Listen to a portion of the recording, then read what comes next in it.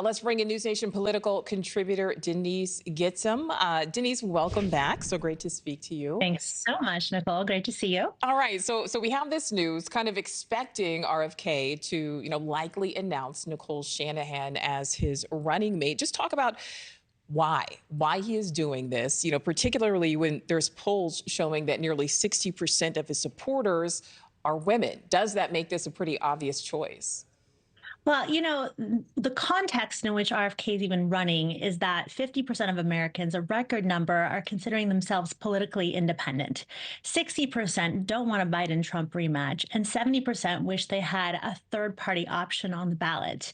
And so it's ripe. It's ripe for disruption. And, obviously, RFK Jr. said he wasn't picking her for her deep pockets, but it certainly doesn't hurt when, as Nancy mentioned, we have 26 states that require a VP in order for him to even be on the ballot. And it requires a good 15 to 20 million for him to have enough to really make a go at getting on all 50 states' ballots. And so there's a lot of good reasons to choose her. I think she's a very interesting person. I'm from the Bay Area, like me. She is half Chinese. She was raised by a Chinese immigrant mother.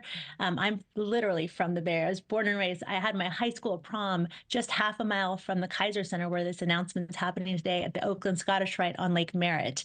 And so I feel like there's a lot of things that people are going to be able to relate to, especially for folks who are younger, who are looking for a fresh face, somebody who's not tainted by the established politics. Right, absolutely. And, as I'm doing a quick search on her, she's born in 85 or 86, so she's mid-30s. She certainly is young, will appeal to voters who are looking for a big change, especially when there has been so much focus on the age of the presumptive nominees. Denise, talk about why he's announcing his running mate now versus in the summertime like is typically done. Is this all about trying to get on the ballots? Absolutely. Because if he's not on the ballots, he's not relevant, no matter how exciting or invigorating his message may be, or appealing to those who are looking for an alternative.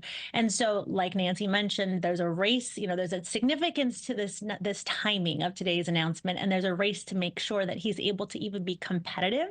And so there's the practicalities that aren't that interesting or sexy to most people who don't pay attention to politics that really are the nuts and bolts of professionalizing a campaign that seems to be coming together very quickly, but getting a lot of momentum. I believe it was just on the Hill yesterday that we were talking about him getting 10%, double digits, and Real Clear Politics, which aggregates all the polls around the country, has actually clocked him in at 15% in terms of his support.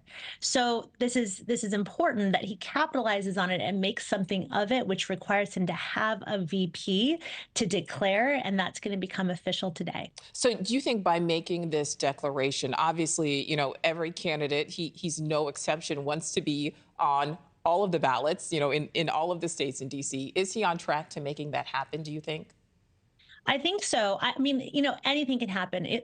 Oftentimes when I ran for Congress, you have to do all these things that you don't know about till you're an actual candidate. And it's good to have a professional staff around you that can say, hey, make sure you get more signatures than you actually need, because some of them could be, Mickey Mouse, Donald Duck. They could be disqualified, a lot of the signatures. And so, or there's duplicates, or they're not actually who they say they are when they sign it. So there's a lot of things that professional staff understand you need to do to overcompensate for anything that just might be a shortcoming that any less experienced staffer may not know about. And I think that as he gets the money that he needs, hopefully from Shanahan, because, we don't know how much she's worth, as previously was mentioned, but we do know what her ex-husband's worth, and that's about $114 billion. Certainly she's not hurting for any of that cash.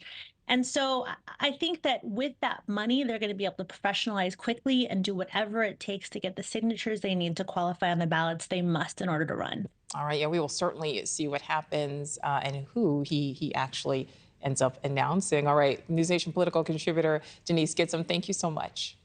Thank you for having me on.